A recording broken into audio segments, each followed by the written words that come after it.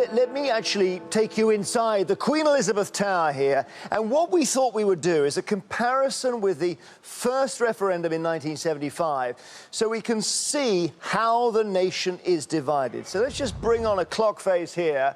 And this is, I guess, as close as we get to a swingometer in a referendum night. This is England in 75, and you can see the blue there is leave, and England was 31.5% leave in 1975. Now, this is so dramatic. Watch this as we feed in the results from the last 24 hours. Look at that. Over the 50%, nearly 55%.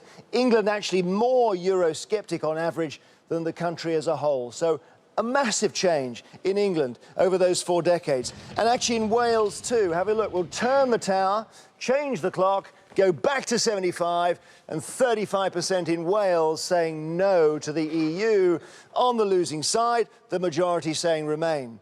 Now look at the figure for 2016. Here it comes, and again it's over 50%, so Wales much more Eurosceptic than it was in 1975. So England and Wales very similar. But now the story changes. If you look at Northern Ireland in 1975, you see quite a high level of Eurosceptic voting in that referendum. Very conservative part of the country back then, nearly 50% against. They've actually become more inclined towards the EU in the last 4 decades. And the Leave voters dropped there to below 45%, so remain then on the increase in Northern Ireland, we learn in the last 24 hours. And Scotland also, the same sentiment. So in 75, this was the Leave vote, 41%.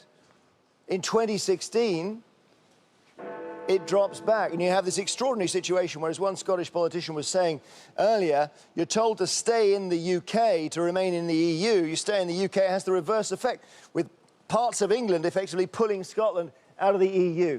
So it's very dramatic, isn't it? Northern Ireland and Scotland becoming more enthusiastic about the European Union. Wales and England, over the last 40 years, dramatically more sceptical.